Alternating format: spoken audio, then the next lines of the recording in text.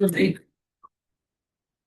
everybody. I'd like to call the April 20th meeting of the FAMPO Policy Committee to order, please. Sorry for the delay. We were dealing with some technical issues. And let's start with the Pledge of Allegiance.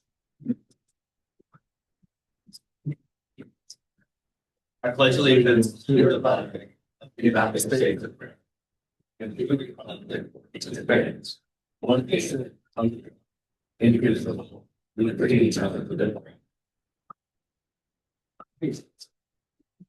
Mr. Lang, if we had a moment to catch your breath, can we do roll call and determination? Will McIntosh, Present. Crystal Banush, here. Chris Jakubowski, Here. Dante Diggs, Present. Susanna Finn, here.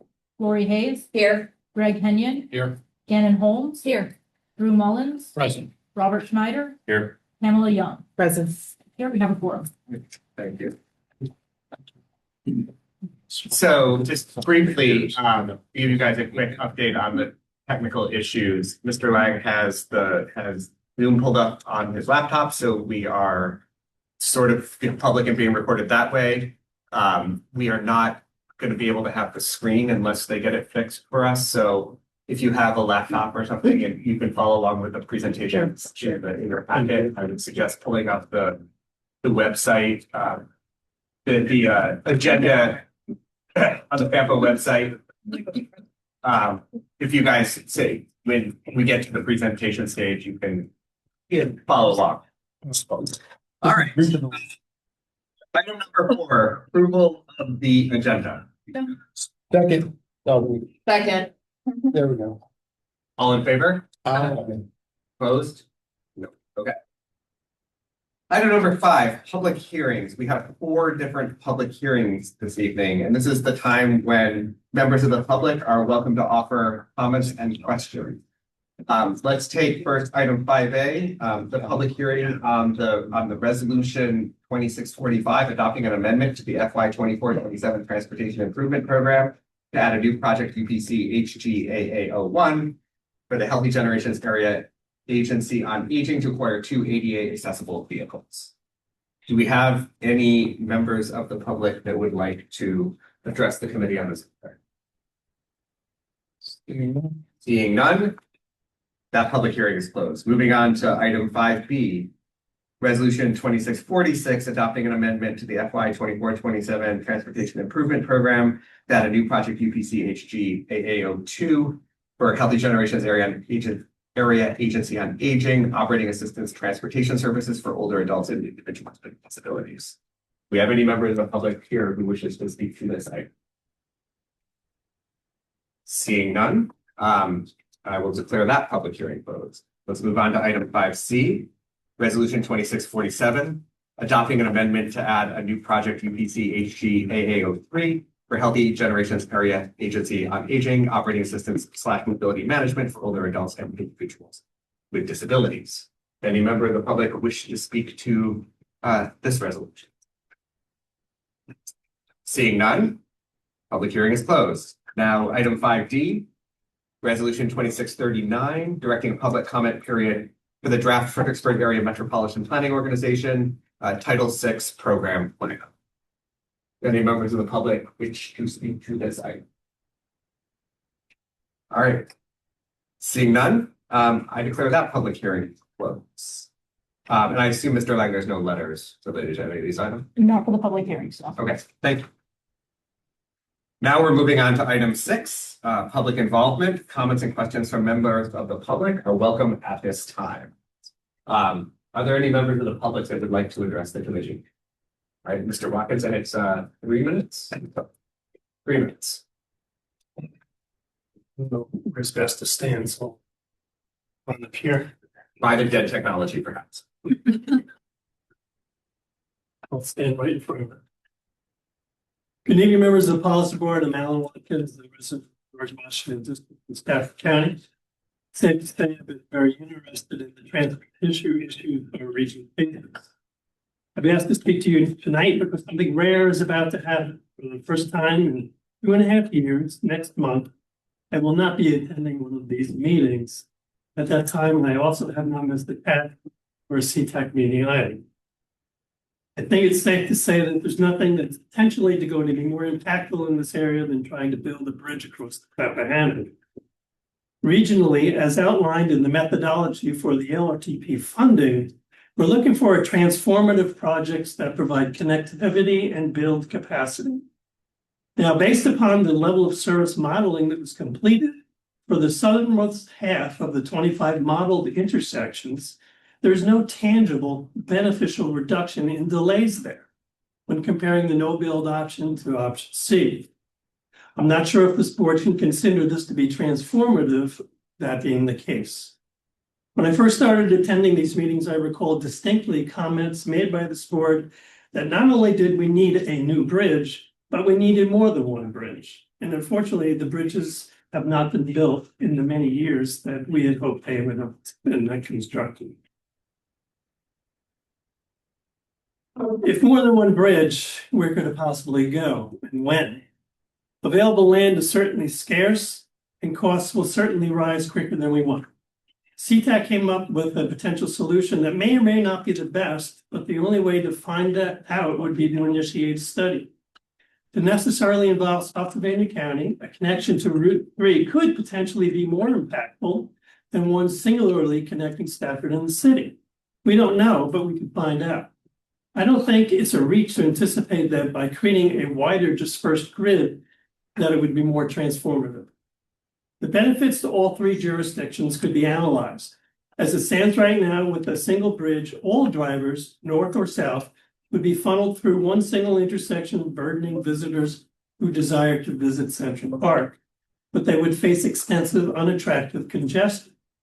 Those who intended to utilize Brandon Road or Fall Hill Road, likewise, would be encumbered on their journey. The same could be said for anyone traveling north into Stafford. I urge that more involved discussion begin as soon as possible. Also, regarding agenda item 10E tonight, pertaining to funding for CMAQ, SDBG, CR, and PL projects, specifically the new Route 3 Mall Study Drive. Haven't there already been past VDOT studies, and if so, have those results been analyzed before considering the new study? I think it would be nice to know. Thank you very much for your time. Thank you, Mr. Watkins, and that was unbelievably precisely timed. Are there any other members of the public present who would like to address the policy committee? Sorry, awkward. Behind me. All right, seeing none, Mr. Lang, do we have letters or other submissions? Yes, we received several comments during our outreach event on Saturday from Shawnee in RVA, more shaded seating areas. From Harper in Stafford, more sidewalks. From Katia in Spotsylvania, Route 3 needs access to I-95 north-south from Plank Road on route. There is only one access to the highway Plank Road. And from Anonymous, there's not much in Caroline County for assistance, Bowling Green, Port Royal, and Ladysmith. From Michael in Spotsylvania, 1, more sidewalks, 2, better coordination between city bus schedules and VRE schedules, 3, more high-speed rail, and 4, additional rail lines, less train congestion. And these are all the common goals. All right. Thank you, Mr. Lang. All right, let's move on then to item 7, the consent agenda. Does anyone wish to plug in? Second. All in favor? Aye. All opposed? Questions? All right. Move on to item 8, a presentation from Maria Zimmerman, Director of Rail and Public Transportation. Thank you for joining. Yeah, thank you so much. There.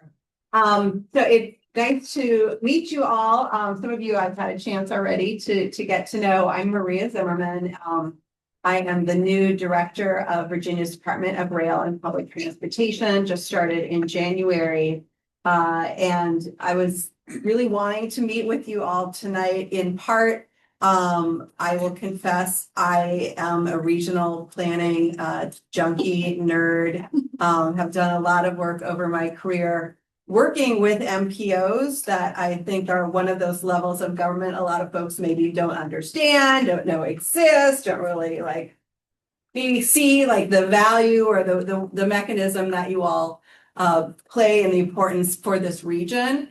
I am not one of those people. I think that MPOs are an incredibly important part of the transportation planning process and have worked for many years, largely at the federal level on really trying to elevate and support the roles of MPOs in the statewide planning process as well as the metropolitan planning process. And so over my career, I've had opportunities to work at the U.S. Department of Transportation and the Office of the Secretary. I've worked at the Federal Transit Administration. I've worked with groups like FAMPO and the National Association of Regional Councils, the American Planning Association, and the National Association of Development Organizations, all on really the value of interjurisdictional, cross-jurisdictional work. It's really hard to do, but we know transportation issues, housing issues, economic development issues, they typically cross jurisdictional boundaries. And so it's really important to find ways that localities can work together, that you can have a voice in the transportation planning process and the prioritization of projects for funding. So in coming to DRPT, I really wanted to build relationships with the MPOs. We fund what comes into our applications that are from local communities that go through this MPO planning process. And so, we don't make up the projects. You all are working at the local level and the regional level to think about those projects. And so, how we at DRPT can be a partner in that work, definitely want to give you our commitment. I also want to note Amy Gabrini, who's with our team and works in the Northern Virginia office and works closely with you all too. So that's a little bit about me. If folks aren't aware, the Department of Rail and Public Transportation, if you have the slides, I'm not going to talk through each of the slides, especially since they're not up here, but just kind of follow that flow. DRPT is our acronym. We love acronyms in transportation. That's ours. We are separate from VDOT. We are part of the Secretariat of Transportation. And as our name suggests, we focus on rail and public transportation. So for DRPT, we have a number of grant funding programs, funding for operating, funding for capital out of our merit program. We have some other transit grant programs that I know we've had applications from folks within the FAMPO area over the last several years. Through that, we also provide funding to the Virginia Railway Express, VRE, both for capital and operating. The money comes into us for the Rail Trust Fund, and we kind of siphon off the top of that 93% of that funding that goes to VPRA, to be the Virginia Passenger Rail Authority, to be able to be doing the building and supporting all the work that's happening across the state right now to improve service on our state-supported routes, so the Amtrak routes that Amtrak's operating. We also fund an intercity bus service called the Virginia Breeze. And then we also have money that is the state's contribution to WMATA that kind of goes through. DRPT has a role in the oversight for WMATA and kind of what's happening with that. So we're funding different things. We're really trying to see our role as how we can support, peer learning and working with things like the Virginia Transit Association and the Community Transit Association of Virginia. On the rail side, we also have 3 smaller rail grant programs that really fund our short line railroads. Some money for the Class 1 railroads, really focused around rail preservation on the freight rail side.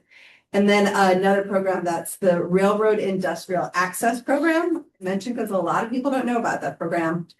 We work in partnership with VDOT on that, but it's if you have a new business or an existing business that's in your region and you want to think about how could we provide some rail access from that, often it's an industrial or manufacturing or an agricultural product, to the nearby freight rail line. It's small grant funding that can help and be matched with that. And so we're seeing a number of projects around the Commonwealth that we supported that way. So that's a little bit about us. The other thing that we are responsible for is planning. So we share the level of planning with you all. I just wanted to mention one specific plan that's underway, which is we are updating the statewide rail plan. This is a 4-year plan. It covers a 4-year, or it's good for 4 years, but it looks at a 20-year horizon as well as kind of that 5-6-year horizon. We use that to actually kind of create that pathway for what we want to be seeing future investment in rail in the Commonwealth. So we've just started this process. We're actually going to have a virtual kind of town hall meeting on June 1st. So we can make more information available about that, or you can see the DRPT website. We'd love folks to be part of that conversation. We just closed a survey. We got over 2,500 comments from across the state, folks participating in that survey. We will have a draft plan of the statewide rail plan out later this fall. So we will make that publicly available. We'll ask folks to provide input again on that. So you'll have a lot of bites at that apple, but we really encourage you to think about that, whether it's what the future of VRE might look like, what the future of Amtrak and other state-supported rail might be able to look like, whether that's new routes or more service on existing routes, as well as, again, the freight side, which is really important in the Commonwealth. So we're really committed here over the next 4 years to continuing to support our transit agencies and our rail partners in continuing to build ridership and usage on our systems. We saw in just the last year, 154 million transit trips were taken in the Commonwealth. We've got some great transit systems here in the FAMPO region. I see Bob at the end of the table. OmniRide is one of our state's total all-stars in terms of the number of riders that they're serving and the importance to this region. But we also have FXB Go, sorry. We got Bay Transit, we've got other folks. And the paratransit side, I was interested in the area on the aging thing. We do fund and help manage the 5310 and 5311 funds from the Federal Transit Administration, but we also put state resources into paratransit funding. Much of that happens through nonprofit partners who are also making sure that people can get to dialysis and other doctor appointments, they can get to their job if they're a person with a disability, that they have that support, which is really critical. So that's us in a nutshell. Again, thanks so much for letting me join you here tonight. And however, we can be a partner. We hopefully, we'll lock arms and work together. There may be times where we have differences of opinions, but, we want to hear from you of what your kind of hopes and aspirations are and how we can best support you in that work. And most importantly, excited to see what you send to our way at the state level to be supporting projects that are important for this region. So thank you all for being involved with your MPO, because I know you've got a lot of other things going on in your lives as well. So thank you for being partnered in this. Thank you. Does anybody have questions, comments, something? I was just going to say that my big takeaway from your presentation was how important regionalism is. Yes. It's also an inside joke here because but it was very nice to hear from an outside source. Important and not easy. It's not easy. Mr. Ellis, can you virtual town hall and other events, there are opportunities for us to give the feedback statewide rail plan? We'll make sure to do that. I'll make sure that we update those. We'll get it up to you all. Yeah, and on the, I will say, if you do get the slides or share them around on the slide 5, there is and you can go to our website, which is drpt.virginia.gov. But there's the QR code for the state rail plan. We got a lot of information on the website about the state rail plan. And then we're also in the process of getting input to revise potentially the way that we allocate capital and operating formula funds. I'm sorry, it's late in the day. Can't tell you more. So there's a QR code for that. If you're a real rail junkie, I will highly recommend. We've got a link. The Virginians for High Speed Rail had a town hall the other week that Kate Cho from VRE spoke at, DJ Statler from the Virginia Passenger Rail Authority, and myself. And you can kind of hear what's on the horizon for all that. So that's on that sheet too. Chairman, tomorrow morning when we send out the follow-up email on the meeting, we'll attach all of these slides. Excellent. And I'll try and find out those town hall dates for you as well. Thank you. All right, thank you, Mr. Oaken. All right, item 9 is the FAMPO administrator. I think it's a good time to pull this up because your presentation has visuals. It does. I can talk without them because if you want the 3-sentence summary, which I know some of you often do. Yes. the rate of growth of the population in our region is still the fastest in the state. The university, the Weldon Cooper Center, published their updated population estimates for 2025, and it confirms that we're still the fastest growing region by population in the state. There has been a little bit of slowing of the growth, particularly in Stafford County. The rate of growth in the 2025 year cycle, actually Spotsylvania's growth rate exceeded Stafford's growth rate. The Stafford growth rate slowed down somewhat. However, the big takeaway is we are still adding a population the size of the city of Fredericksburg every 5 years. So think about that. We've got to make transportation systems work for another 29,000 people every 5 years. That's a lot of people. So even though it is slowing slightly in Stafford and other places, it's growing faster in Caroline County. I'm assuming it's because of the cost of land. Land is cheaper in Caroline County than it would be in Stafford. So I'm assuming developers and people are moving there to get cheaper accommodation and cheaper land. Developers get cheaper land and build there. So Stafford is slowing down. Caroline is speeding up. The net effect is the region is slightly slower growth than it was, but it's not small. We're still adding another Fredericksburg every 5 years. And that's what we predicted. We're slightly under FAMPO staff's prediction. We've slowed down a little bit, but not by much. Why am I telling you this? Because next meeting, John is going to bring you draft projected population and jobs figures for year 2055. Why are we doing that? Because we're writing the 2055 long-range transportation plan, and for the travel demand model, we have to give the travel demand model the population estimates and the jobs estimates for 2055. And there's only one group of people on the entire planet that can actually make a decision as to what those numbers are, and it's all of you. So we have to bring you a proposal.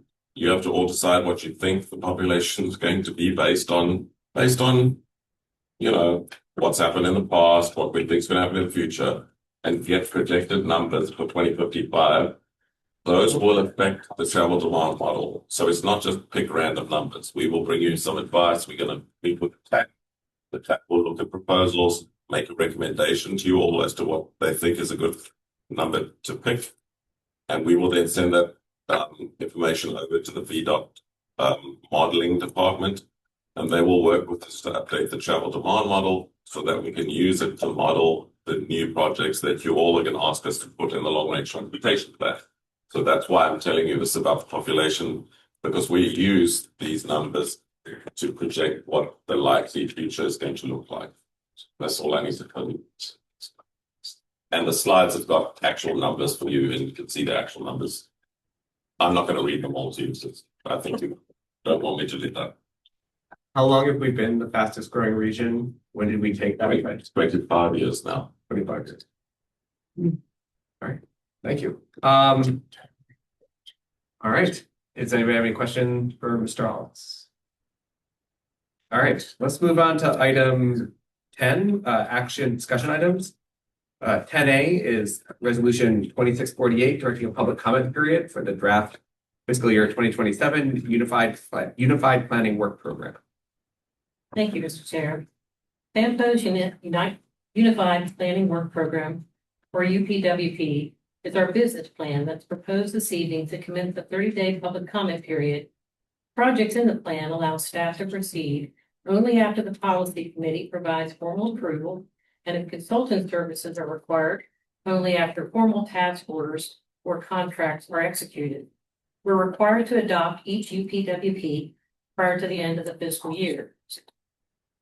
The major categories of work are organized in the plan as shown on this slide.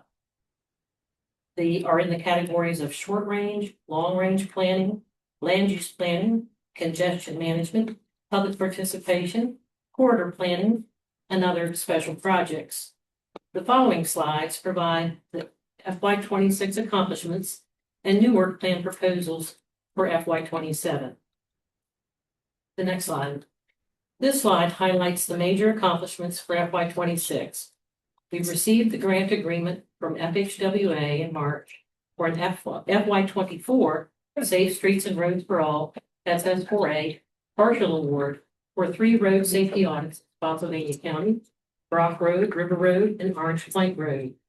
Congestion mitigation, air quality, carbon reduction, and surface transportation block grant funding allocations were made using a new scoring and ranking process approved in FY 25. These will be brought to you next month and adopted by the end of the fiscal year. Similarly, the FY 27, FY 30 Transportation Improvement Program update will be authorized for public comment this evening and adopted by the end of FY 26. The first FAMPO Complete Streets Plan will soon be wrapped up, and its public comment period will be initiated in June with adoption in early FY 27. Our standalone Title VI plan is out for public comment now and will be adopted in May. FAMPO staff is managing the Round 7 Smart Scale process with the pre-application phase completed earlier this month. We've initiated the 2055 Long Range Transportation Plan update, and information is being provided by localities and agencies for future revenue projections and project priorities. Next month, a new constrained long-range plan prioritization methodology will be brought to the Technical Advisory Committee and on to you for approval. We completed the study in FY 26 and submitted a grant application under the Better Utilizing Investments to Leverage Development Program for the next phase of the River Crossing Parkway.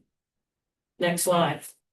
You'll find these projects in the FY 27 UPWP proposed for your consideration this evening. We will manage the completion, public comment, and adoption of the 2055 Long Range Transportation Plan, including the Constrained Long Range Plan and Congestion Management Process. Once the FY 24 grant agreement is fully executed for 3 road safety audits, we'll work with VDOT Spotsylvania County stakeholders to conduct the RSAs with assistance from non-call consultants and manage any other grants that may be awarded.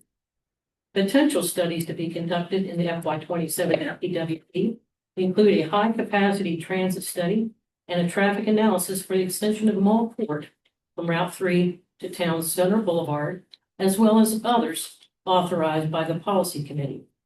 That concludes my presentation, and before you tonight is Resolution 2648 to open the public comment period for the FY 27 UPWP. So just to be clear, we're not voting to this is totally different.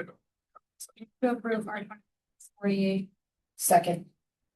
All in favor? Aye. Thank you very much. Item 10B, Resolution 2650, directing a public comment period for the draft FY 27-30 Transportation Improvement Program. Okay. Okay, good evening. I'll be brief. Again, this is another resolution to open public comment. I wanted to give you an idea of what the tip was before you open it. Basically, the tip is our public document where we list every single fully funded transportation project in the region. This is a federal mandated list that comprises everything that we're intending to spend money on for the next 4 years. We update this every 4 years, and so as you saw in your agenda packets tonight, there's resolutions to continuously amend this. So as projects come online or need to make changes, we bring this to you as a part of the public process to be both transparent as well as to compare it against our obligation report. So when I say this is what we're going to spend, the obligation report show what we presented. So we're going to bring this to public comment. And as you've seen with through Eugene's work, we usually do our best effort to get this in front of as many citizens as we can. So again, we're going to be putting a 9-page document up as front. Traditionally, what you see in this document is a large amount of our tip boxes. We also do asset management. We look at the assets of it. We document our public engagement. So once we're done with our public engagement for the next little bit over a month, we're actually going to write up and say, this is what we did. And then at the very end of the document with our transportation projects for the next 4 years, and this is one of the newest things in this document, we go back and look at whether or not our projects are providing benefit and burdens throughout the region, And also as a way to ensure that we're not overly burdening any specific community with projects impact, usually looking at road widening projects or anything that's generating a lot of pollution. It can be anything from in that packet, like the I-95 express lanes are actually still in our tip because we use garbage bars to kind of pay those earlier, and they're still technically on the books, so we consider that within our tip. We also have transit maintenance facilities, anything that's going to generate noise, pollution, whatnot. And we look along about 7 different sensitive communities and apply that. For the most part, the staff recommendation coming out is that we don't believe that any of our projects are creating an undue burden or undue benefit for any specific items.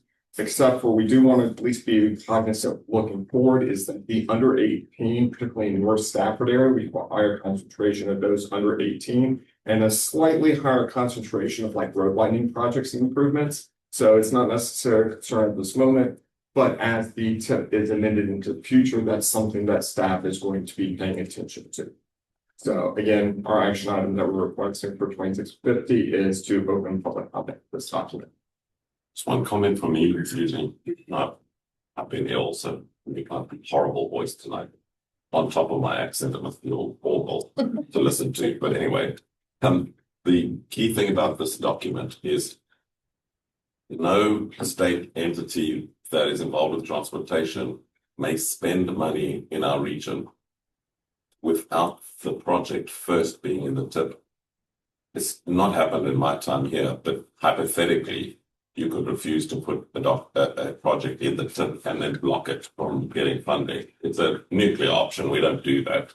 But it is a powerful document because it is required before money can be spent on a project. That's why it sounds very administrative when you hear a presentation on it. But legally, it's a very powerful document because it controls the actual spending. That's why it is such an important document and why we have to have it. And every 4 years, we have to rewrite the thing. So this is the new one. We're asking for public comment. Motion to approve. Second. All right. All in favor? Aye. All opposed? Abstaining? All right. Public comment period is open. All right, 10C, the LRTP 2055 Transportation Goals and Needs Survey results. All right. So the LRTP survey results are finally here and they are available to all of you. I'm going to let you guys know what the broad trends are and what we've seen from specific comments. And then I'm going to go into what we've gotten from the survey 123 analyze tool, just a very brief overview. So the broad trends that we've seen from the general comment section are an emphasis on improving communication between transit agencies and the public, pessimistic attitudes towards infrastructure improvements due to existing infrastructure, slow progress, and public disinterest, an extension of the metro down to Fredericksburg and the VRE down to Richmond, more promotion of FAMPO committees and VDOT report a problem, a desire for developers to assist in improving surrounding transportation infrastructure, frequent mentions of traffic light timing, and several comments, a million comments even, about Route 1, Route 3, Route 17, and I-95. There are also very specific comments in the general comment section. There are several examples of them if you look over the slides. So we have this split up, if you have not taken the survey, we have it split up between different goals. So it will say goal 1, do you agree that this is a good goal? I agree, I partially agree, I disagree. And then it has a list of objectives that are that ask you if you think those are good objectives to achieve goal 1. So if you go through each of the slides, you can see the percentage through the graphs of how many people agreed, partially agreed, and disagreed, as well as how many people thought the objectives were good.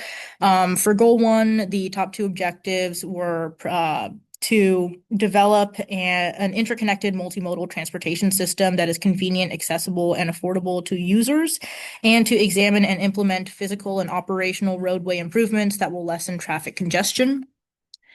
For goal 2, the top 2 comments, the top 2 objectives were to ensure that major residential, commercial, and public developments are designed to accommodate multimodal travel options and to create transportation plans that complement planned development and projected growth. For goal 3, the top 2 were to ensure that locations where vehicles enter and exit a roadway are structured to minimize traffic accidents and to improve the design of transportation infrastructure to optimize safety for all users. For goal 4, the top 2 are to expand and promote affordable bus and rail service and to uphold preservation of historic, cultural, and natural sites. For goal 5, the top 2 are to reduce congestion and increase the reliability of the transportation system and to provide multiple modes of convenient transportation options to tourist destinations, shopping, recreation, work, and school. For goal 6, the top 2 are to develop public transportation services and active transportation routes that appeal to all community members and meet the needs of low-income senior citizens, those with mobility challenges, and other traditionally underserved groups, and to expand sidewalk systems to connect between residential and commercial areas and transit stop locations. And for our final goal, goal 7, the top 2 are to provide the public and all stakeholders with timely, easily understood, and easily accessible information on transportation options, projects, and plans, and to conduct public outreach in a manner convenient to the public and other stakeholders to learn about transportation needs, concerns, and expectations. So there are several slides that show you the goals in the order of full agreement and in the order of full and partial agreement. The top 4 goals, goals 1, 7, 2, and 3 kind of switch around a little bit, but so do the bottom 3 goals of 5, 4, and 6, but we don't see a lot going between the top and the bottom. You can also see the top 10 objectives, as well as the bottom 10 objectives on the slides. And the full survey results are available to you through the agenda today. There is a full Excel sheet that you can open and look through. You can see the raw survey data. Any personal information and identifying information has been removed, and we have connected the zip code to the city or county and to the jurisdiction, whether that be FAMPO, GWRC, rural counties, or anywhere outside of the jurisdiction under other. I just want to say that's a really great feature because if any one of our state partners, jurisdictions want to review the comments, you can read them all yourself and you can sort them, as Eugene will be about to tell you. You can sort them by zip code, you could sort them by jurisdiction, you can sort them by all sorts of ways. So you could find out, hey, the people in my neighborhood, what do they think about X? And then you can sort that using one of the metrics and find out what the people are saying about X in your neighborhood.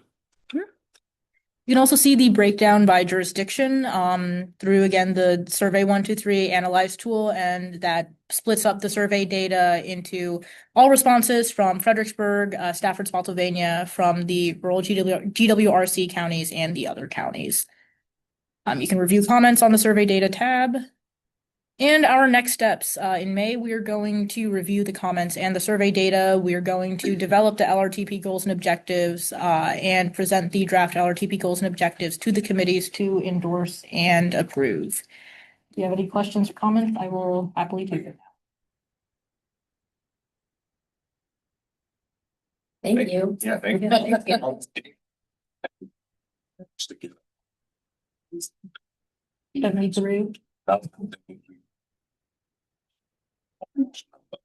Wow. We got about 3,000 like written. 3,000 written comments out of those 1,070 whatever people. So that's a huge result, and we really feel like it's represented. Thank you for that. Good work. No questions? All right. Let's move on to item 10D, bridge and safety infrastructure for community success or basics. Summary. This one's gonna be a little difficult to do without slides. It's very sort of yeah. So I'm gonna just give you an overview.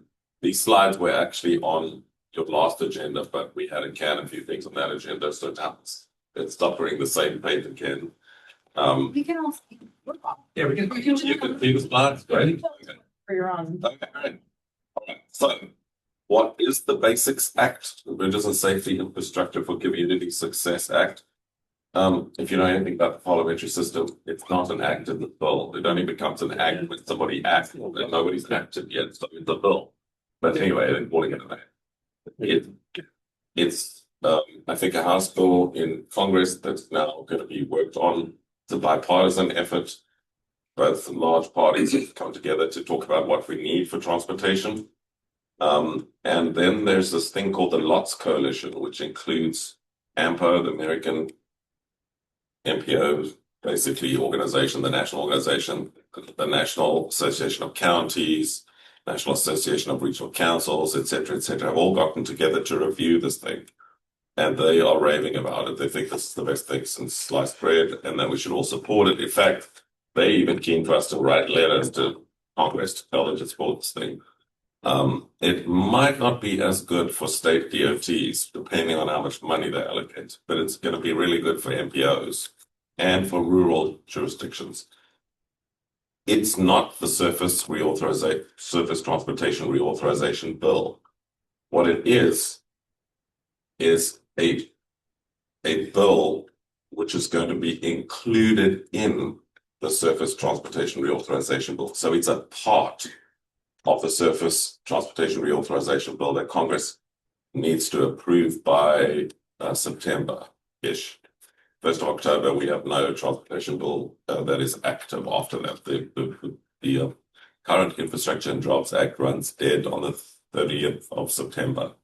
So by the 1st of October, you need a new act. So this is a portion of what that new act would be. It's a draft. It has to go through all the committees. It's going to be amended, and I need to say this very loudly. It's going to be amended. There's no ways it's going to make it through in the current form. There will always be amendments. So don't take this as gospel. I'm just letting you know it's coming. But what form it's going to look like when it finally gets voted on, I don't know. We will monitor the progress for you. They're targeting bridge funding, but they're using condition and ownership as a criteria to award the money, condition of the bridge. It strengthens the flexible formula programs for local and regional project delivery. A lot of this bill pushes money down to the local level so that it's allocated at a local level more so than in the past. There's support for MPOs and transportation planning capacity and locally driven project selection. Communities with high rates of fatalities and injuries. You have a question? Yeah. Okay. Communities with high rates of fatalities, injuries, or other safety issues will benefit. It increases the funding for Highway Safety Improvement Program, the HSIP program. Also, projects that meet the Safe Streets and Roads All standards. So we have a Safe Streets and Roads for All plan. And so we immediately would be in the running to receive funding for projects that are mentioned in that plan. I'm not going to get into the percentages of transfers. It's too much detail and that could all change. The STGB program, for those of you who don't remember, this is the program that provides funding to MPOs like ours to allocate to projects. And it's the most flexible form of funding. So we can use it for roadways, we can use it just about anything. You remember CMAQ, congestion mitigation, air quality funds, you can't use for as many things. So typically, when you need matching funding for roadway projects, people use STGB funding. That funding is going to increase significantly if this bill gets approved.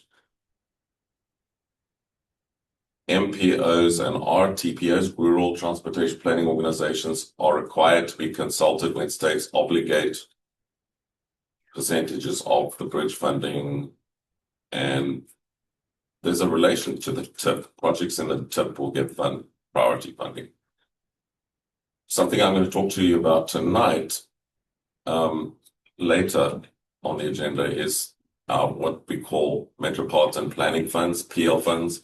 Those are the funds that MPOs like FAMPO use to run their administration internally, to pay the rent, to buy the computers, to pay the staff, to do all the things that the administration of FAMPO requires. That funding in this bill is set to increase. Up until now, 0.8%, less than 1% of the total federal transportation funds that are allocated by Congress go to that source, that program. And this bill proposes increasing it from 0.8 to 2.5. So something like 3 times the amount of PL funding would be available in the United States. Let's see if that's approved, but that would be great news for MPOs because funds are scarce when you need to do planning, and this is one way that we could access significant funds. There is a possible change where MPOs could receive funding like PL funding directly without having an external fiscal agent. Currently, we're not allowed to do that, so we have GWRC as a fiscal agent, and they use Stafford County for payroll and so on. This provides potentially the opportunity for MPOs to stand alone, provided you show that you've got the financial skills to be able to run all of the accounting and auditing programs that are associated with receiving federal funds. Rural communities benefit. Rural transportation planning organizations will have to be consulted when spending some of these funds, and they will get a minimum. If there's an RTPO, there isn't one in the GWRC region currently, depending on how you define RTPO, but they would get a $300,000 minimum allocation annually, is my understanding of what this means. And the state DOTs would have to consult them when allocating things like STGB and other funds. So that's just a very quick snapshot. It's not approved. It's a draft. They will change it. The one thing you can be sure of, some of that will be changed. We just don't know where and when and how, but it needs to all be approved by the end of September. They are simultaneously working on the draft of the actual surface transportation reauthorization bill, as well as this year's appropriations bill for transportation, which some of you are applying for congressional set-asides to be included. Anyway, those are things that are going on. I'm just giving you a quick thumbnail of what may be coming. It may be very good news for MPOs if it's approved and if they don't take out all of those things I've just read to you.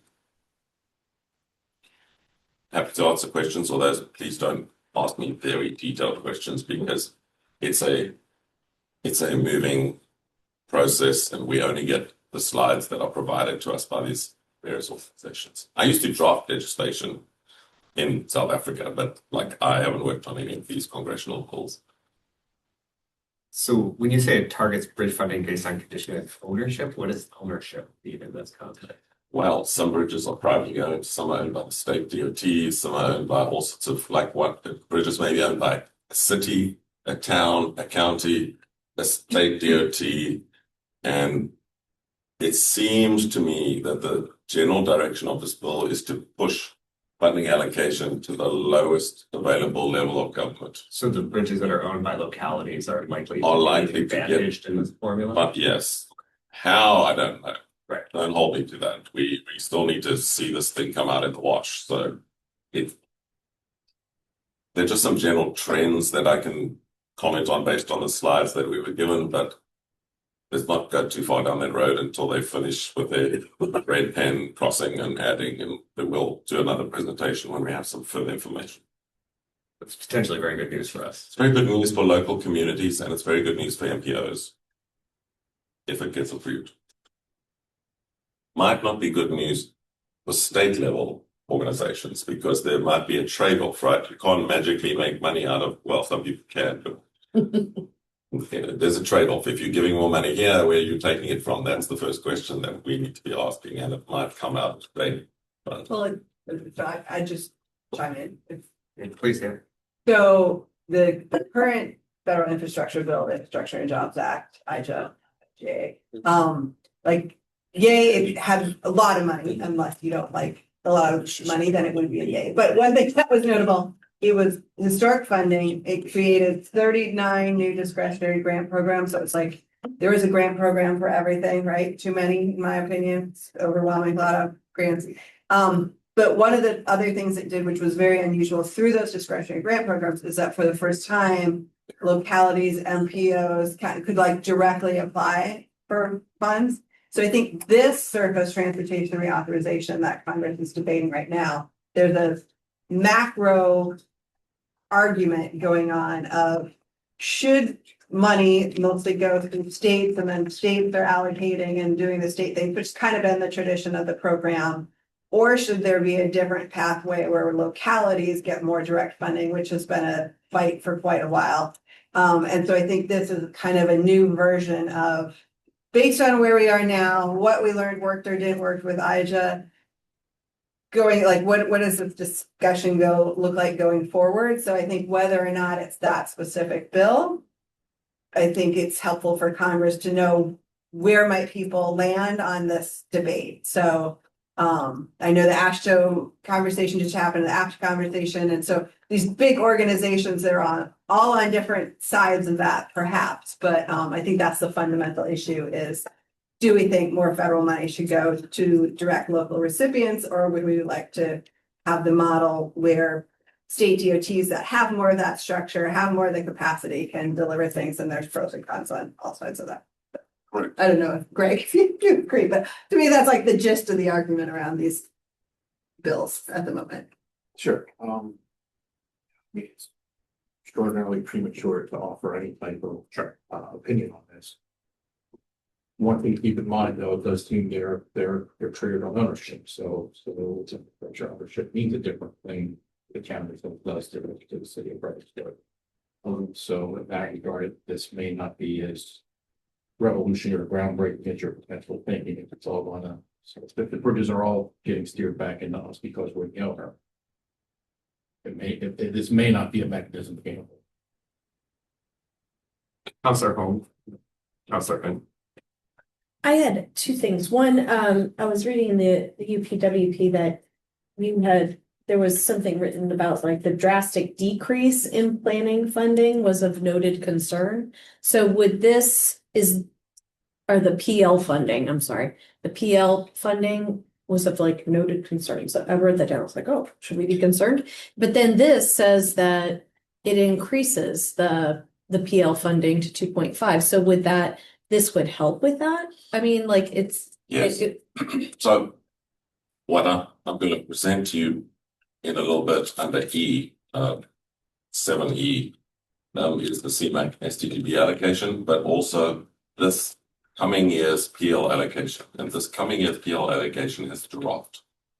So normally it goes up by 2 or 3% every year, which is what we use for cost increases that we have to deal with as an institution. This year it's gone down. Mhm. And so it's created a hole because we can't, inflation happens whether we like it or not. We have to deal with that somehow. And so we have a recommendation from the TAC to deal with this 1 year of reduced funding. The trend is that it usually goes up, but it tends to lose ground against inflation towards the end of a 5-year cycle of a federal reauthorization bill.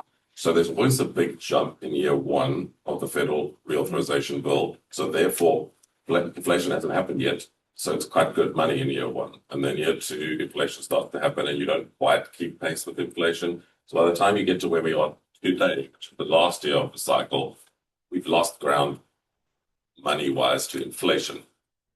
What also happened this year is that the state of Virginia's PL allocation that we're going to be using for FY27 has reduced because federal highways have clawed back some of the funding they allocated to us in the past.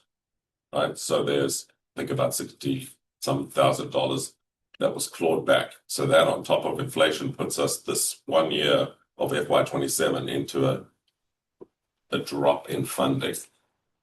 This bill, which is about the future, has nothing to do with the UPWP. Right. It's about the future. Right. It's good news. But the current UPWP that's in front of you to send out for public comment today shows the drop in PL funding, which is what we get allocated through VDOT, but from the federal government. Gotcha. Yeah. So No, I one was just year back, Potentially it's 1 year bad, and then if this bill gets approved, 5 years of good with PL funding, there are gonna be lots of swings for a while.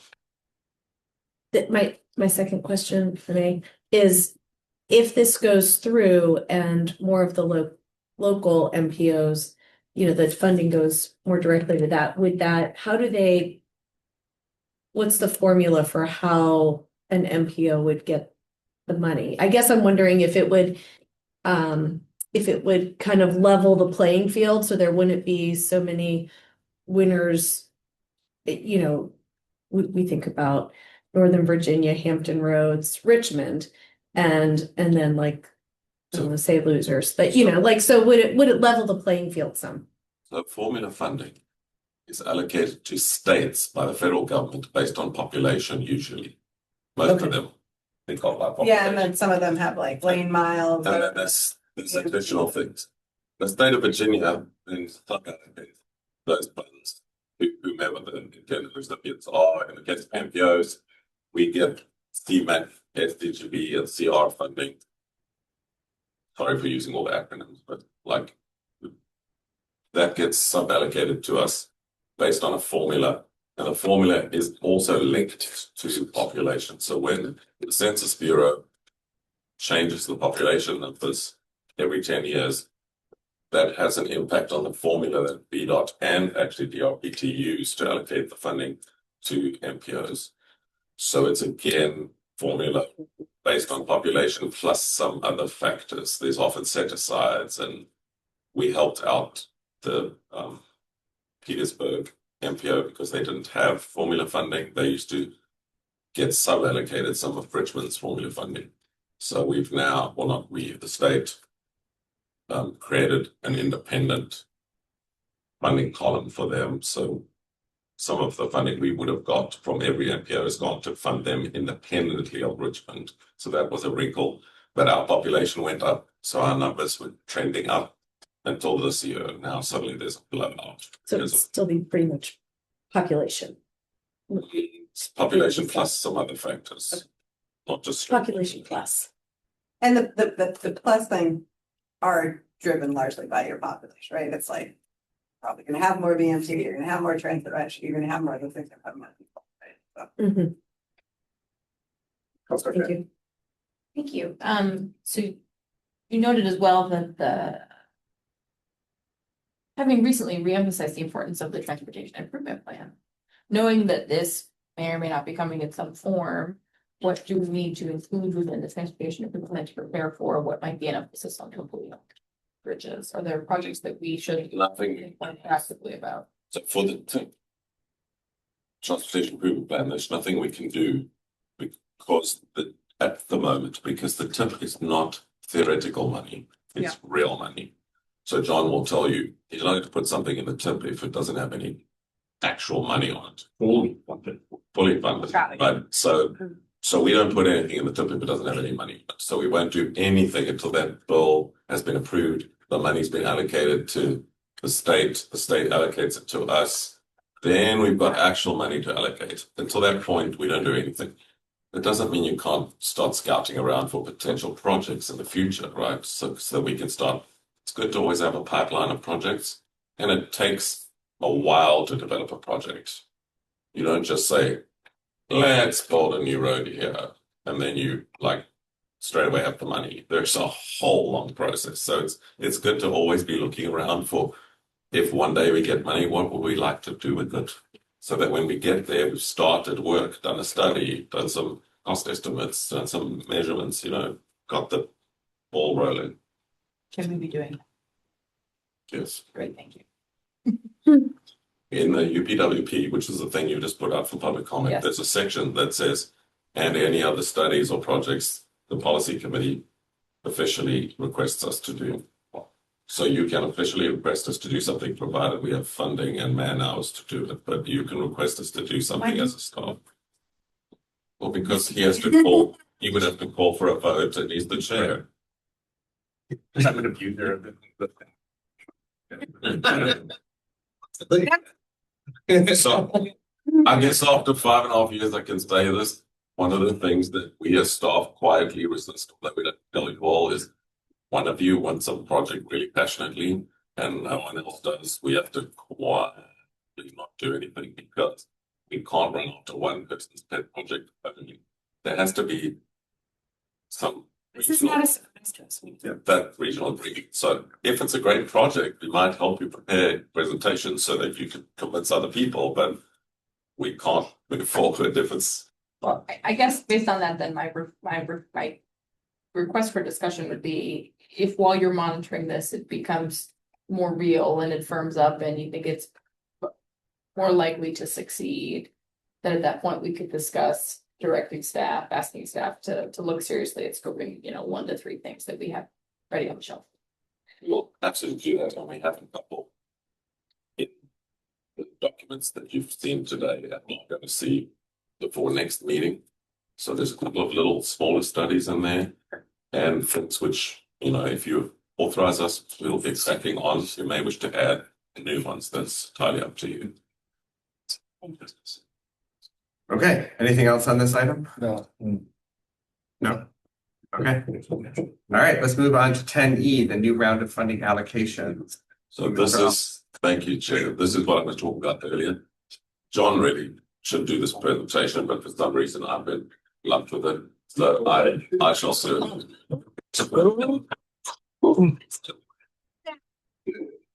They pointed fingers at me in the staff meeting and said, you do this in your administrator's report. And then I looked at how much it was and I just put it in the administrator's report to Ms. Peter. This is 99.9% great news. You've got the numbers and tables in front of you there. But what happened? Do you remember last year when we had to come to you with the bad news when the state took back? John, was it almost $2 million? And we had to take it off of our projects, and remember how hard that was. And the only thing we could do was to move the projects years later because we didn't want to take cash off the projects. So we delayed them all. So now the reverse has happened. They've given us almost the same amount of money back. Plus we got the funding back from the Leland Road train station. We had put CMAC money of our own on that station to help it. And then GWRC allocated 5307 funding, which they get to allocate for the same project. So we were able to swap it and take back the CMAC funding. So that was another $500,000-ish. I can't remember the exact number. So actually, we now are pretty much back to where we were before they took all the money away.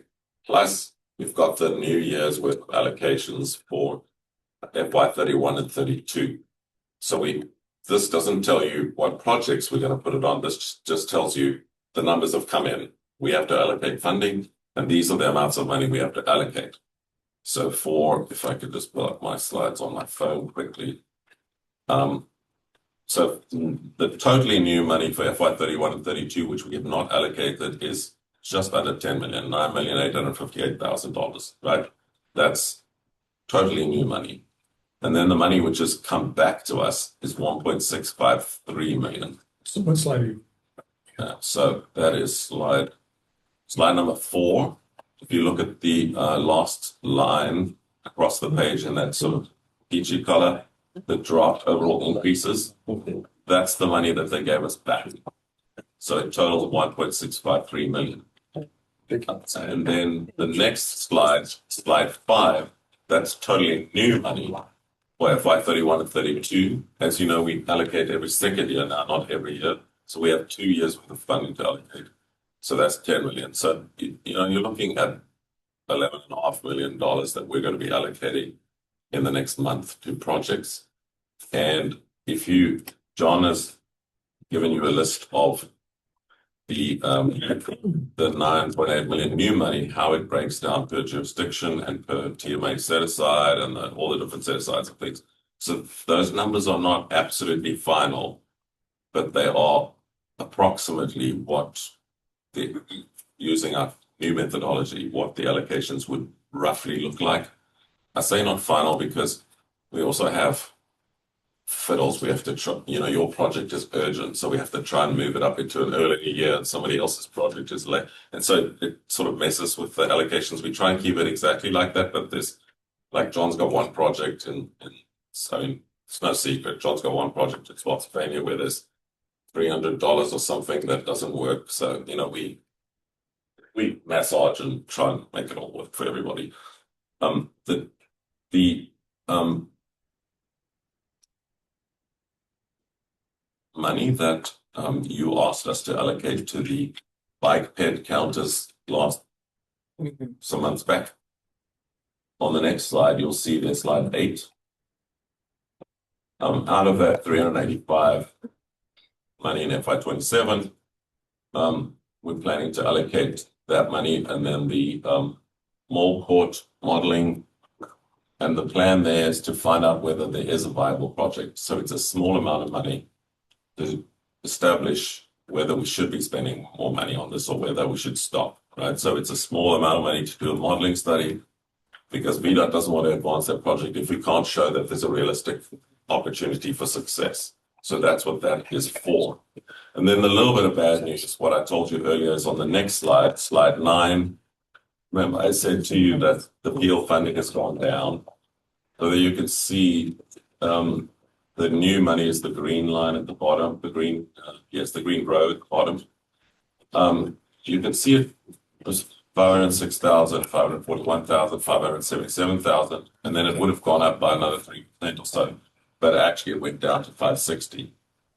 And so we have a recommendation from the TAC that we fund the 34,000 shortfall that we really need for inflation and to make up that hole out of STGB. However, the caveat is we're not taking it out of STGB money that's allocated to projects because we don't need to. The reason we don't need to is because every cycle we set aside 5% of the total money in a holding pen, and we call that our emergency fund.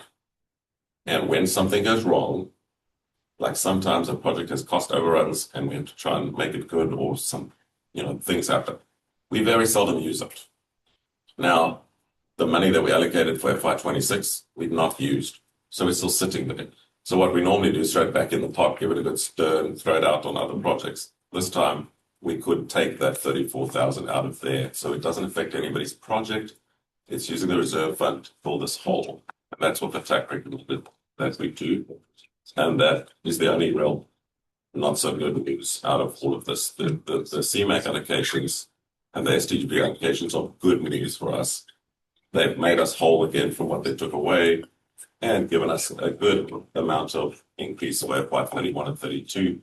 And John is preparing the package to take to the TAC and then to bring you next month for approval, based on the methodology that you will approve. You don't need a motion or anything tonight. Don't need a motion on that tonight. But I'm just telling you that we're building it into the program and into the Unified Planning Work Program. So if you had an issue with any of those numbers, tell me, because we can deal with it before we bring you the pack. I don't want to be sitting in the meeting with a pen, scratching out things and all that when you're about to vote. So if you have concerns or questions, please do raise them. And John will make amendments if you wish to make any changes. So is it fair to say if this Basics Act passes or something similar to it passes that this $34,000 shortfall problem is a one-year problem? Because that new bill will be needed for the funding for FY28. So by FY28, whatever they approve will not be from the IIJA because it will be finished. So we don't know what that number is. I mean, it might be less. Hypothetically, they could vote to cut all funding across the country, which would then mean that we'd have to cut our expenditure and tailor our staffing and facilities and all that to meet the budget. Or it could go the other way and we could have a lot of money, which is what the draft looks like. Okay. This is like sort of a one-year thing. It's this particular solution, pulling it out of the emergency. Since I've been here, we've never had the PL funding go down. This is the only year it's happened. But we just happened to be also at the last year of the 5-year cycle when inflation has torn up your budget quite badly. So it's going to be a bad year in theory. But if we do the 34,000 and we get the federal grant, which they now came back to us and said we can proceed with, they've given us the contract for the Safe Streets for All program, which has included a little bit of admin fee in there as well. It will make the budget whole. Any questions? Okay. Okay. Move on So to, generally, you're happy I can proceed. You're not voting. I just want, if there's any concerns, then I'll. Thank you. all right, let's move on to item 11, correspondence. Mr. Oliver. Well, usually Jean doesn't correspond, but I'll have Oh, to sorry. take it. Okay. It's just a letter from Mr. Marudi, the city manager, saying that the city would be open to some discussions about the future of transit in the region, and if we could facilitate some discussions in the future. So it's another thing that I put in the UPWP as a potential. We still have to work out exactly what you all want to do about that and how to do it and all that kind of thing. But I've included it in the UPWP because to amend the UPWP is a long darn process. You've got to have some comment and all that. You change one line, now it's a whole long process. So we've included it in there. And so the letter from the city manager is there. I believe that Chip Foyles reached out to him and they had a discussion. Obviously to the discussion, but Mr. Chair, this, so, I mean, I'm reading the letter, but I don't know what it means. Like, what exactly is he looking, like, do you guys have specific things that you guys would wanna? I think Chip Boyle came to us. If we do business and I think, GWRC driven conversation about. I don't think I think they came to us. Yeah, I'm trying to, I don't know what the vision is. Like, what does that I look? think it's the Can we- GWRC. I mean, I'm on GWRC, I don't. I've talked with Tim Brady about it some, and part of it is to have a more comprehensive linked transit system. So that we didn't have these silos of FXB Go, OmniRide, VRE, and so that they were all working together and to try to figure out how to make all of all of our transit as a region work well together. Instead of having, so that, like, in my mind, what this means is that we would have FXB Go or some kind of bus service to the train station when people were getting on and off the VRE. So that, so they were all linked and they were working together. I don't dislike the idea, don't take this, but I would want to have data. To tell me what exactly, like, it's kind of like the housing situation, put all your housing by the train station and then everybody that lives there is using the train. We don't have data that says that's true or untrue, where we are right now. But I understand what you're saying. It makes sense. You would have a bus there when the train is leaving.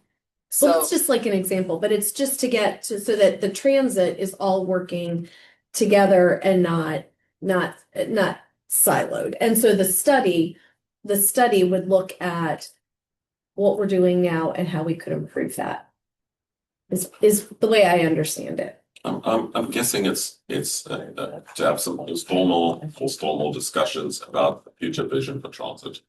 What is it that we really want from the transit system? And then work from there. And I guess to then go find the data to tell us what is going on right now. I mean, we have some data, but not in the city. We have a director of transit for the whole state sitting right in here. I mean, I would defer to her on where. So are you thinking like a work group maybe? Or I think so, yes. is that what you're thinking? Okay, like a work group There's some suggestions. with GWRC, kind of like we did the homeless unhoused thing that we kind of talked about? Is that what, I don't know. I think that it was part of more like a broader study to see, like, we hear from Mr. Lang's survey comments. We saw where a lot of people are asking for more reliable transit. We have some of the data that we need, but we don't have a comprehensive look at how we could all work together. And what by we, I mean like the train, like even Amtrak, VRE, PRTC, GM, like so that we're all working together and it's all kind of making sense instead of these disjointed kind of systems. It's hard to use and it's hard to really, I think, like it would make a difference in getting more cars off the road if people knew, well, I can, this is the way the transit system works. And how it's all, like, part of it's timing, part of it is frequency, all of those things. Yeah, sorry. So the focus is on transit, not transportation. Right, We can kind of keep that in Yeah, the context, right? right. Okay. Right. so like, what I would think, and Bob, you can speak to this maybe, but Omni Ride is very popular in Yeah. Spotsylvania. I mean, those buses were full, I think, when we had our town hall type thing.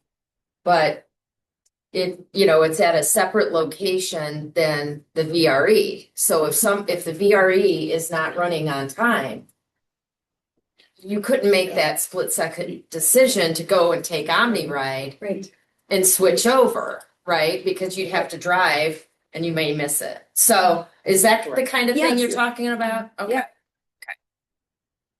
Because I see an opportunity for that. Right. I don't know how you feel about One aspect is, we are limited in terms of one of the things, and then this is like super granular, we'd spend way more time tonight than you want to. But one of the distinctions is that Potomac and Rappahannock Transportation Commission was created to fund VRE.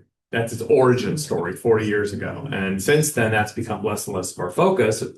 The transit service that we deliver is. What ends up happening is there's three members of the commission, principally in Manassas Park, that pay in our bus sponsoring jurisdictions. All the services that we operate on the express routes really are in coordination and serve, but you're not funding the local services for OmniRide. That's 100% funded by the state and federal government and passenger fares and a nice hodgepodge of that. So it becomes a broader policy discussion. It starts to dive into, are we duplicating existing services that FXB Go does? Part of what we've learned is the park and ride lots are just different trip generators. People tend to drive to what's closest to them. So some of the park and ride lots are west of 95. VRV stations tend to be east of 95 because that's when the rail network was laid out. Not long after Robert Fulton was working on the old steamboat. I mean, it's that concept of so much of the network has radically changed. And so we're able to be a little more flexible, but then it starts to dip into different types of questions as to what is the mobility options, what can we do? Right now, my staff is working on a region-wide plan. We're even looking at service areas that are not members of our jurisdiction. We're doing microtransit plans for Fauquier County. They didn't ask, but smart people, smart planners, regional planners should be looking 5, 10, 15 years ahead to what may or may not occur. So again, we don't want to get super granular, but we as an organization are looking for that and identifying ways to cooperate, coordinate. The great news is we already schedule our buses, for example, when we do hit a VRE station, we actually time our routes to go in and out of those VRE stations. We have the Woodbridge VRE, the Ripon Lodge station. We also coordinate all of our routes that go in at Franconia Springfield.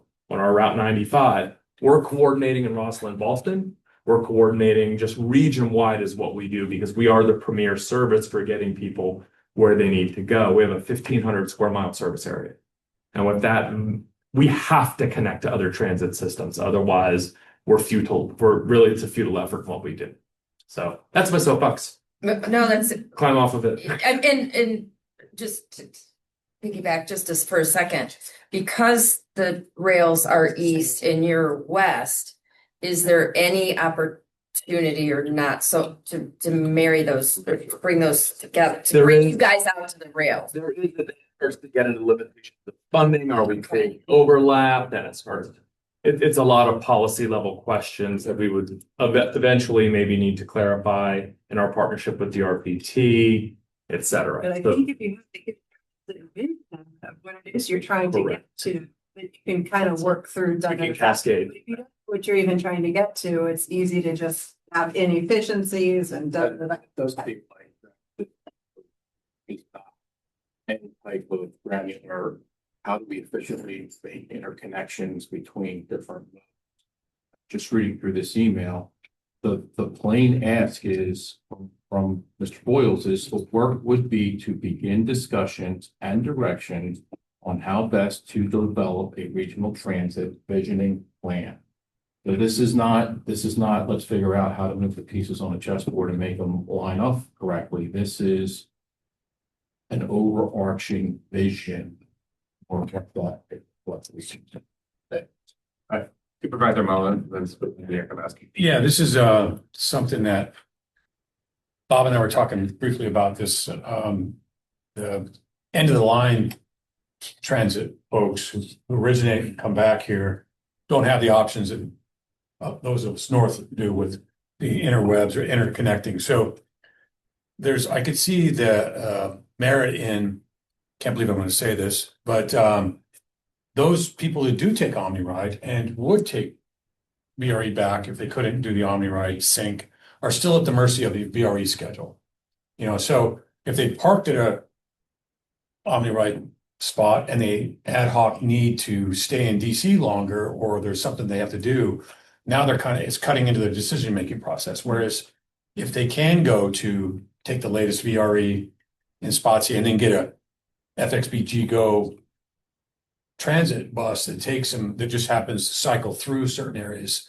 Now you're connecting, you're creating, or you're looking at what could be 10 years from now or 20 years from now reality about transit needs, local transit needs. So I see some merit discussing that, definitely.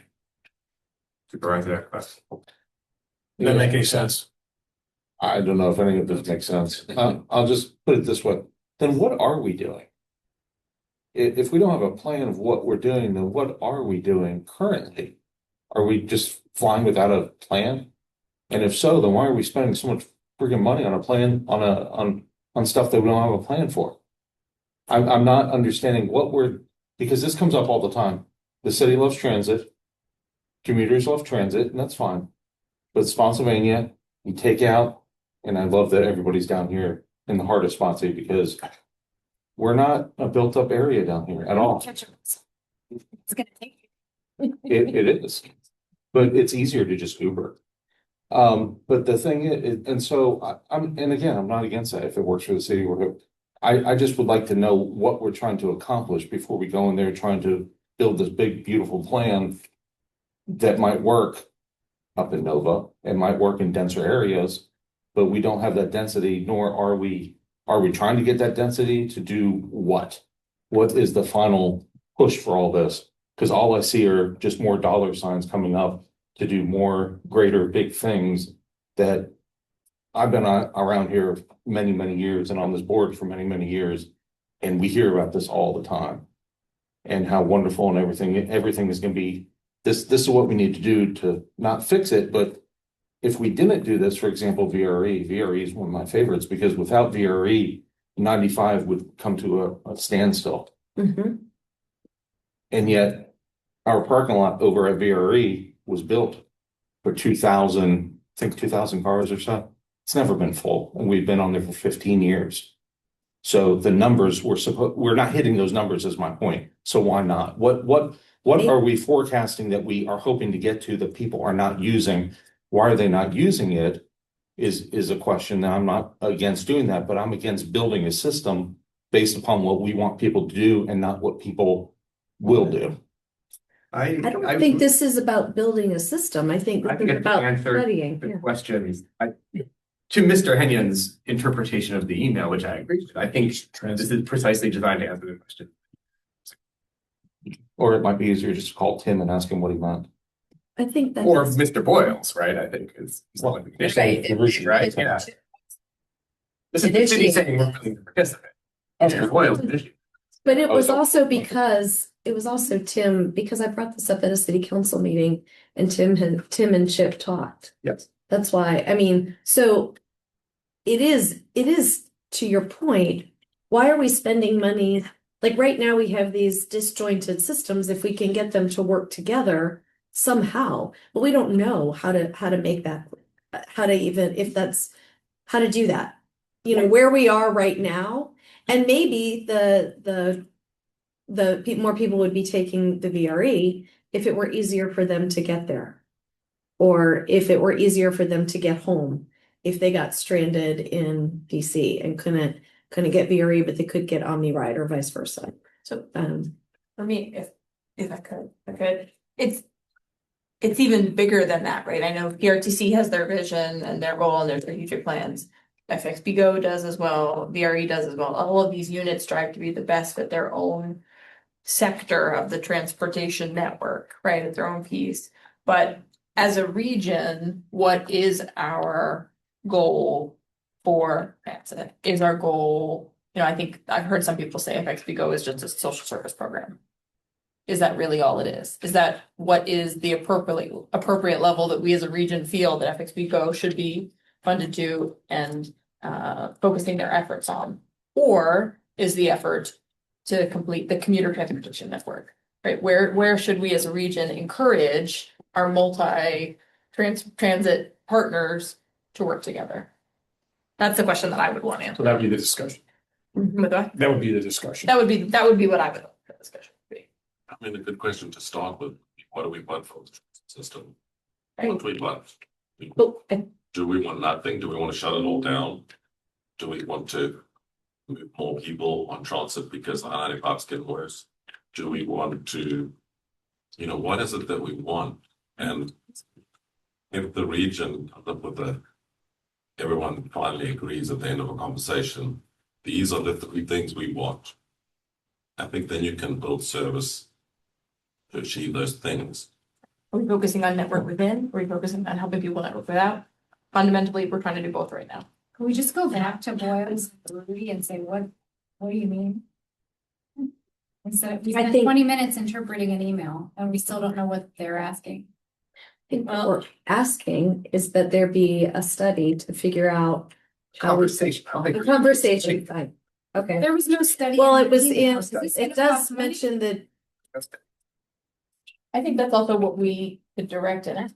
it would, It's our and intention of what do we want city as the FXB Go holder, right? And the FAMPO staff to talk about it. That's, so I've said what I want them to talk about. It's what I'm with the request from the city, FAMPO and GWRC may work toward getting a scope of work in the annual unified planning work program required to spend federal dollars on projects. This work will begin discussions and directions on how to best develop a regional transit visioning plan for planning District 16. So maybe that can happen without a study.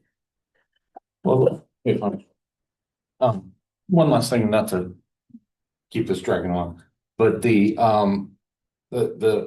frustration I have with this, with FAMPO is that in our region in general, is that we focus so much time on I-95 and commuters.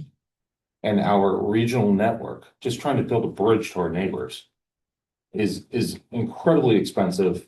We're not unified on exactly what we want to do.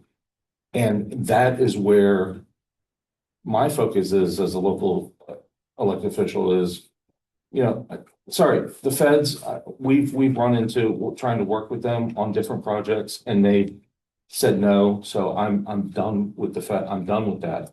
Then you go over to FIA and we sit here and we try to get jobs to our region, but we're making it easier to commute out. So nobody wants to move here, or business doesn't want to move here necessarily, because all we're doing is spending our money to improve commuting time. And yet the vision from our economic development engine for the region is jobs here. Our transportation is sending our people there, while our roads here suffer. So until we are not so scatterbrained on what we're trying to do, and we all work together with all of our organizations moving in the right direction. Bless you if this is, I missed a couple of them, sorry. If you're sneezing, I did, okay. But we just need to be together on what we want to do so that we are making our counties better.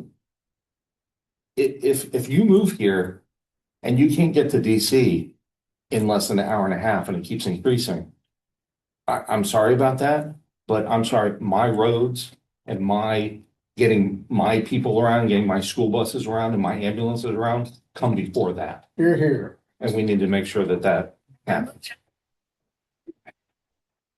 Assistant Chair. Yeah, does anybody else have anything to say?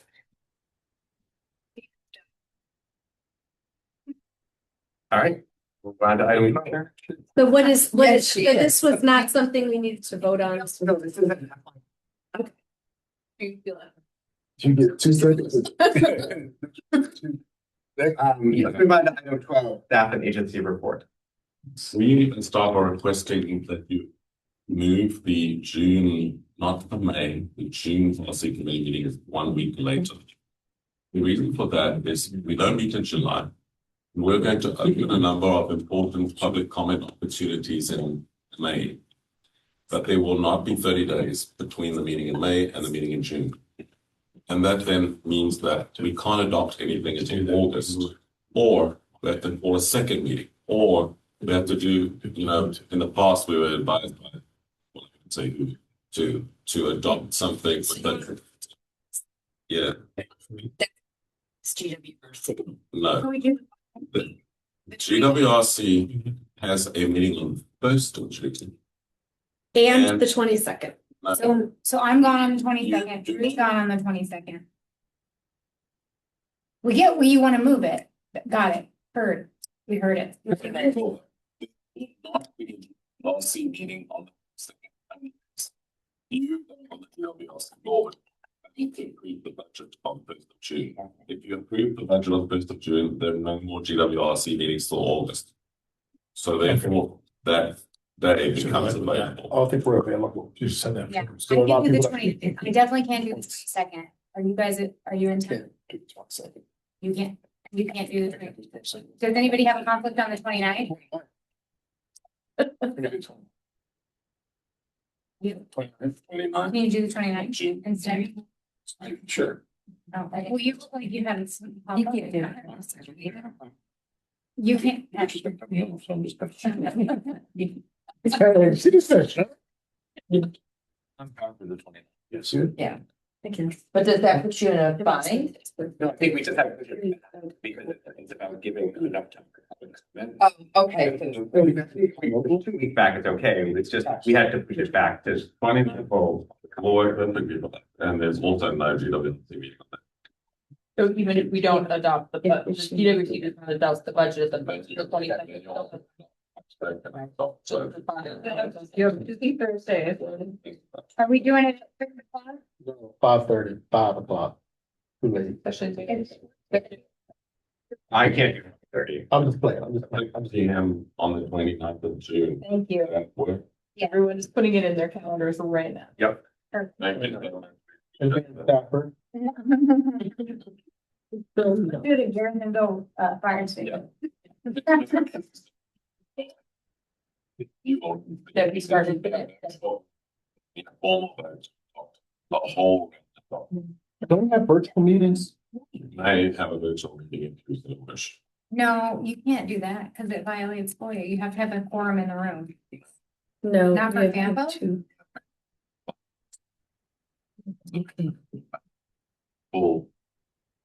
Remote meeting, under certain circumstances, but you could have one. But this is taking the place of our normal June meeting. That's what I'm asking. If I can take the- Yes.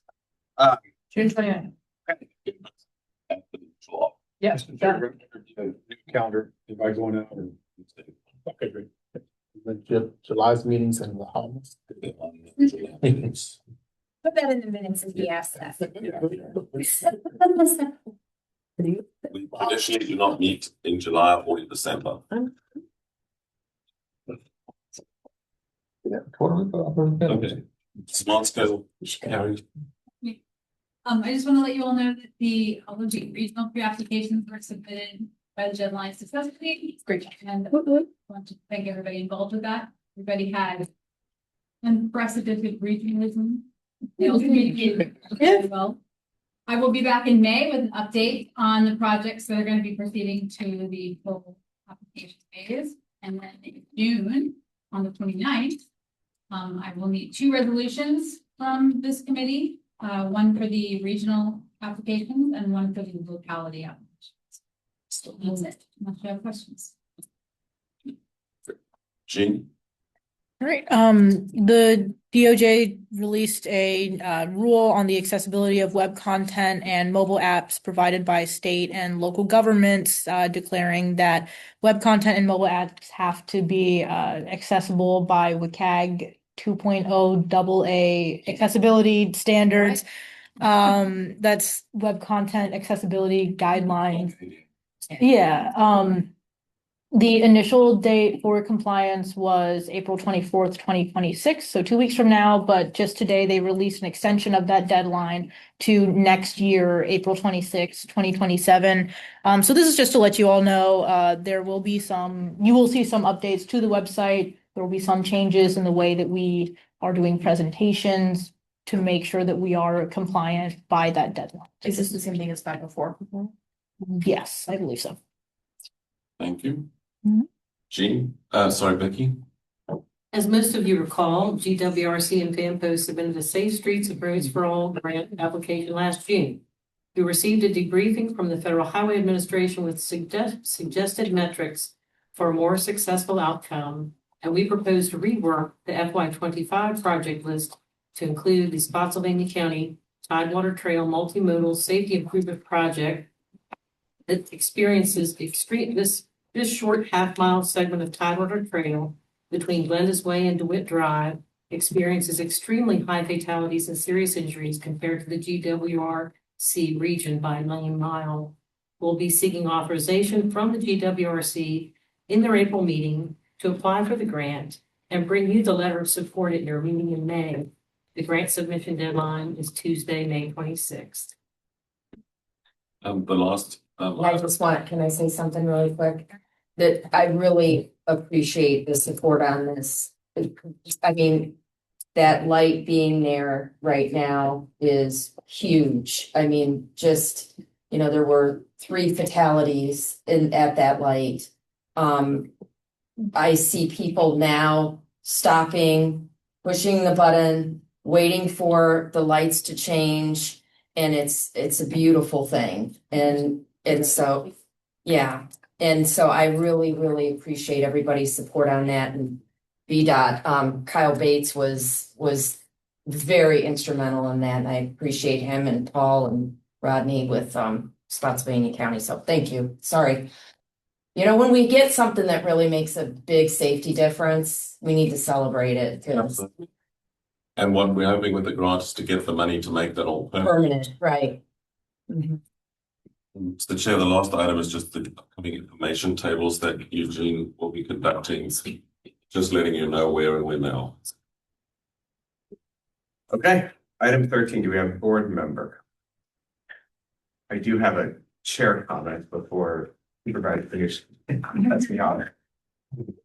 I've been, I know several of other of you around the table have been talking with Josh Collins from the Coalition Against Bigger Trucks, who's alerted us to some legislation that's moving its way through Congress that would increase the maximum truck size from 80,000 pounds to 91,000 pounds, and also loosen some of the rules on truck length. And this, he alerted to some of the negative impacts that's going to have on locality, particularly infrastructure impacts on bridges and on speeding up the degradation of our pavement. Also flagged safety impacts of these larger trucks, right? They don't handle as well, they take longer to brake, right? That kind of thing. And he represents a coalition that includes a lot of groups, including both VML and VACO, that are trying to rally people in localities to speak to reach out to the members of our federal delegation and let them know that we're concerned about the impact of these bigger trucks on our localities. And last week, City Council, the council directed the mayor to send a letter to our federal delegation registering the city's concerns about these larger trucks in terms of both infrastructure, wear, and safety in the city. So I promised my colleague on council that I would bring it to this body as well.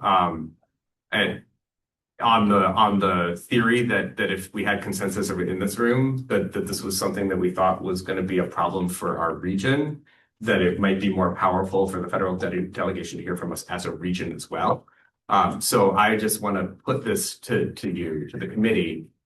Is this something that you that FAMPO would want to express an opinion on to our federal to Senator Warner and Senator Kane and Congressman Vindman? Is this something that you guys want to spend a little time getting more information about before we take that step, or is this something that we want to sort of leave aside? Yeah, Mr. Chair, can we get a brief or something, or? Yeah, one thing I could do is ask Mr. Collins to join us possibly, or to send us some sort of presentation at our next meeting if you guys wanted to hear from someone who actually knows a lot about this issue instead of me. Yeah, okay.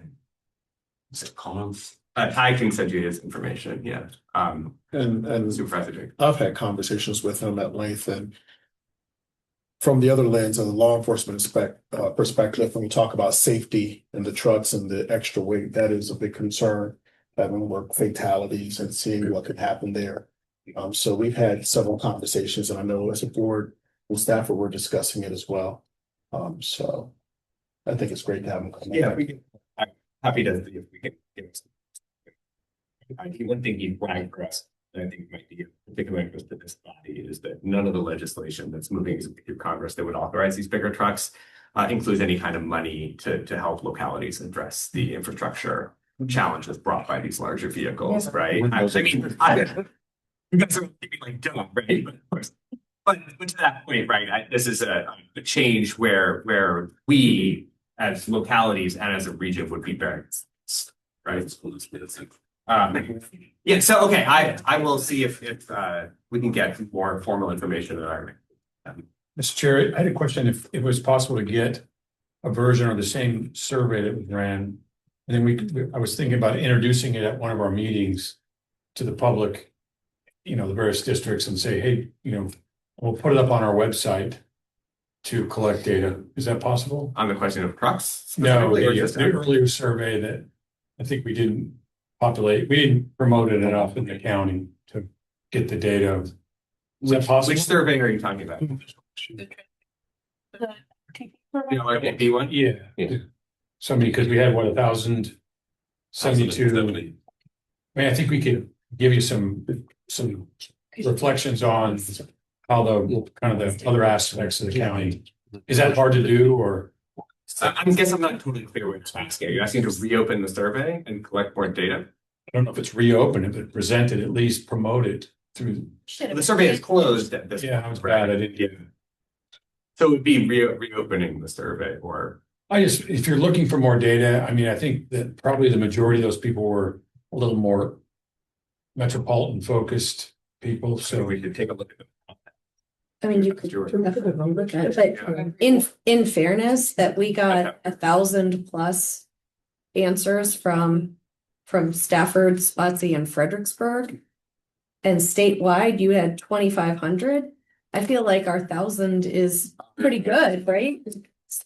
Or what? That is Maybe it's nice to look at. I'm just saying, I think it's a pretty good return. I was just trying to more data for you. That's good. You're happy with that? I think that the effort to get a bigger number than that might not be worth the news is not worth it because there's a pretty good return range. Is it run up against a clock or something? What's the objection? We have to adopt the LRT. You need to adopt the goals and objectives for the LRTP because you need to write the chapter and we need to proceed with this LRTP. It's going to take us a year to finish it. So every time we delay a deadline, so what's the deadline? So the deadline is currently to replace our current LRTP with the new LRTP by April next year. Okay. Oh, April next year. The whole thing is 800 pages. It's a big deal. It's not a small. So I'm not hearing it's our biggest argument. I'm not hearing a strong argument.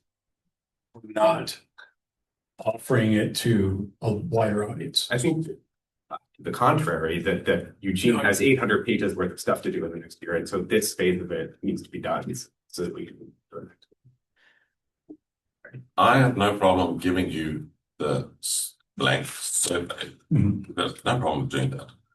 We may, You would have time to incorporate it. well, to this particular chapter, I've asked Eugene to bring you next month at your meeting the draft goals and objectives for the LRTP for you to then approve based on 1,000 surveys and historical work that we've done and that my predecessor Paul did. So like, what were the goals and needs expressed over years? What are the new emphases that we've got from the survey now?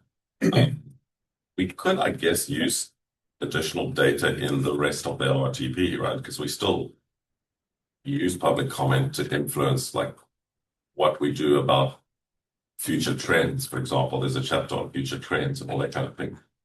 But Eugene needs to bring you a list of goals and needs at the next meeting so that we can pick that box and move on to the next of the. Sure, I think that when I was reading very quickly the responses and the ranking, some of that could be amplified in a positive way, but you might get more reflections on folks who are further away from transit who could give you input on transportation and outside of the denser areas. So just looking for opportunity to provide that. I have no problem making the survey document available, and if we get new data, the rest of the we'll be writing this for a year. Yeah, I'm not. So the we goal can isn't use to that. create more work for Eugene or anybody else. That's all. Just you wanted more data. Just to give another, Yeah. I mean, I get what you're saying, but I hear what they're saying too, but. Yeah, if it's not a critical node, if you think you've got the flavor of the region from that sample size and no intention of slowing things down. Going back to my statistical analysis, if we utilize size of population greater than 5,000 with a margin of error of 3%, your sample size needs to be 1,067 people. I think you have your population. If I might, wouldn't that be a random sample? Because if not, the people who are actually answering the survey have their own interest to answer that survey. It's still a stratified sample. So what you're doing is you're doing voluntary intake. Right. So that is your sample size. So for example, the people that you're targeting, you're actually, if you're doing strategic, let me get this language right.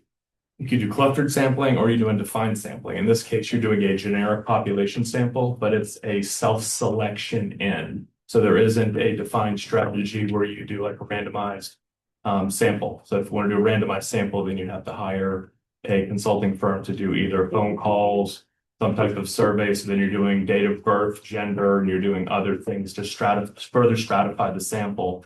This is just a general intake, but either way, you're still over the population threshold. 1067? Pardon? 1067. Is there any issue with just letting Drew open it up and get it out there, like, and then see what his results are? Maybe they're very similar. And then, but maybe they're similar and then it's like, okay, whatever. And then maybe they're vastly different. And then we have a conversation of whether we reincorporate it. Yeah. Is there an issue with that? Just Not not to you, I'm saying. I mean, no issue with it either way. Sure. But she did a lot of promotion and kept bringing it to us and trying to for us to put it out there. They sent emails, they did all of this stuff. And so from a staff perspective, to now come back and say, hey, we want to reopen this. If we're going to reopen it for any segment, then we should just reopen it why not just reopen it? And then if we're going to do that, to continue to promote and collect, I don't have an issue either way. But I know that I remember hearing a lot of promotion even in our last meeting about do this, put it on Facebook, all the different things that were going on. I was just trying.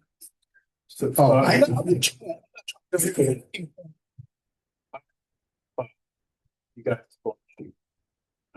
get surveys. No, it's just I feel like we didn't promote this. I think that is unfair. But no, we as a county. Okay. The question is, I think, are the timing. And if you're saying you did it and then be 4 months before you got it, that's much different than saying I can get you responses by the end of the month. I think I was thinking more modern survey where, you have it somewhere, we promote it, people log in, they take the survey and it's done. I mean, if it rests somewhere, if it's not that simple, then sorry to bring it up and create an issue right now, but I think it's a question of cost benefit. Staff time and staff energy is a limited resource. We have allocated staff time and staff energy to this question. We have promoted it and talked about it extensively over the course of the last few months, right? Eugene spent a lot of time encouraging us to share it, right? I remember being very much bullied by Eugene to share it on my own. Which worked. And so at this point, right, like we've allocated the staff time to this stage in the process. And given that staff time in an organization this size is a scarce resource, I don't think it makes sense to reopen it when we have in fact done precisely what I think we were supposed to do. Yeah, I think, right? Which is I didn't think it to the point that it was reopened. Okay. It was more like when constituents ask me a question about this, they're going to say, I didn't know anything about it. Whereas it's all the weak point in any survey is who's running it. Because But what's your proposal to solve that? My proposal was just to look at it and see, is it possible to populate it and ask the citizens of our districts, hey, if you're interested, take this survey. We're looking for input. I guess that's going to mess things up. What I'm struggling with is we were asked several months ago to do that. Okay, right? then we did that. Then I fit. Yeah. Okay. Yeah, that's a little bit more To give you a little level of comfort, Eugene emailed so many people in Spotsylvania that the Spotsylvania county server blocked Eugene from sending any more emails because Eugene was, what's the terminology? Eugene was flagged as a spam. By Pennsylvania County, not by any other jurisdiction, by Pennsylvania County. So we tried real hard in Pennsylvania. Supervisor. So quickly to look at it again and see. Yeah, that's what I'm sure that's what You may be happy with the results. I'm not happy. So did you take it? Or no? Did you take it? Okay. So it took a long time, but it took me a long time to. I think it's the constant berating. Yeah. But thank you. Totally looking at the one-way street downtown issues. I don't need transit. I live in the country and I'm happy. There are not enough early return times from the VRE. I mean, there is a wide range. I feel like most of the comments we hear are. I thought the questions were good. Yeah. Stuff that we wait, depending on where we're mostly in. That's all.